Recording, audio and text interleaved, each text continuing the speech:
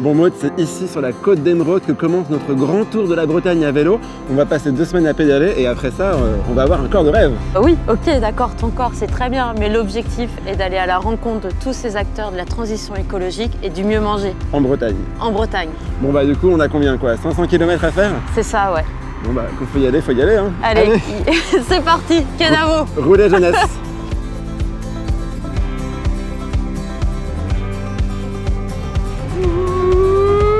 Ouais, on a fait combien de kilomètres? On est bientôt arrivé?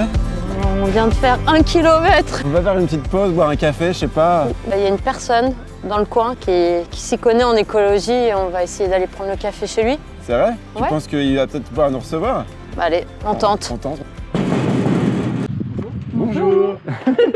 Ah bah oui, vous êtes bien Nicolas en fait. Ouais. Ça doit lui ressembler.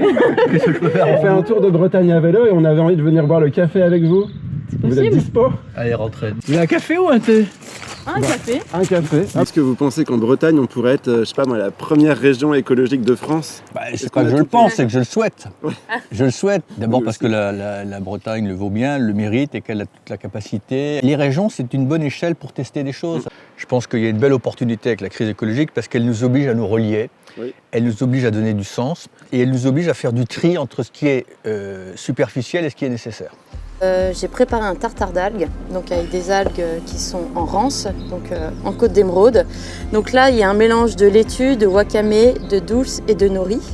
Donc il faut savoir que dans les algues, il y a des protéines et des acides aminés. Donc pourquoi pas l'alimentation du futur. Dire que si c'est l'aliment du futur, j'espère que c'est bon, parce que tant qu'à faire d'en manger beaucoup. Parce que ça, il y a un truc, moi je suis prêt à tout. Il faut quand même, on est français, la bouffe c'est quand même important. Il faut avoir le petit plaisir gustatif. Honnêtement, c'est bon. Si on prend un peu de recul, est-ce que vous pensez que si on change tous d'alimentation, ça peut être quelque chose qui va vraiment pouvoir réussir à changer drastiquement les problèmes qu'on peut rencontrer maintenant? Si on réduisait déjà par 2 notre consommation de viande tous, en termes d'impact sur l'atmosphère, sur la déforestation, je dirais même sur le bien-être animal, ce serait colossal. Non mais à partir du moment où les gens comprennent que 50% des surfaces agricoles dans le monde, elles sont utilisées pour nourrir le bétail, on comprend que là, il y a une chaîne d'impact colossale. Et la production locale, tu vois, c'est ça qui est important. C'est pas des choses qui... l'avenir de l'alimentation. C'est l'avenir de l'économie en général, c'est le circuit court. Ça, qu'on le veuille ou pas, il faut bien comprendre qu'il faudra relocaliser, enfin rapprocher les centres de consommation et les centres de production. Est-ce qu'on sera moins heureux pour autant? Ça, j'en suis pas du tout convaincu, quoi. Et c'est dingue, Nicolas Hulot, il a la même mangeoire que moi à la maison. Je vais vous raconter ma vie, mais à Noël, j'ai demandé une mangeoire à oiseaux. Donc ma maman, elle me l'a offert. Je l'ai installée sur mon balcon et en fait, tous mes voisins, ils m'ont engueulé parce qu'en fait, il y avait des oiseaux, ils ont fait caca sur leur balcon et du coup, j'ai dû l'enlever. Et en fait, quand je leur en parle, ils me disent, mais on s'en fout de la biodiversité. Qu'est-ce que je sais pas quoi leur répondre, je suis désemparé quand ils me disent ça. Moi non plus, je saurais pas quoi leur dire. Parce que je me dis qu'en être là, c'est tellement affligeant. Écoute, moi j'ai eu la chance dans mon ancienne vie de voir la faune sauvage dans toute sa dimension. Et je prends encore un plaisir inestimable à observer juste un rouge-gorge, une mésange, ou observer les oiseaux qui viennent migrer ici pendant l'hiver. Mais c'est un vrai souci, c'est que la nature au sens large, mais même les plantes, c'est une telle pourvoyeuse de joie, d'émotion, de plaisir, que quand on est plus sensible à ça, il faut se poser la question de se dire qu'on a peut-être perdu quelque chose.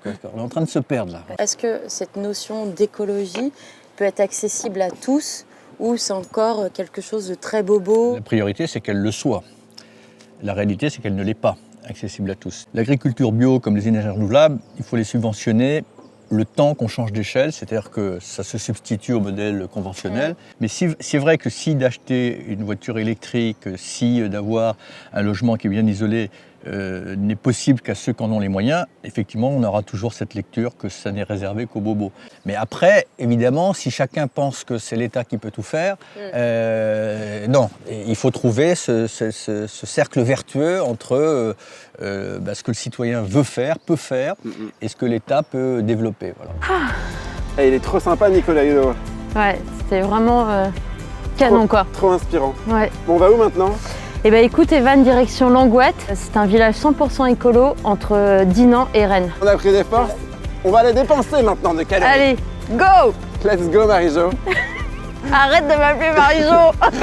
Ça arrive.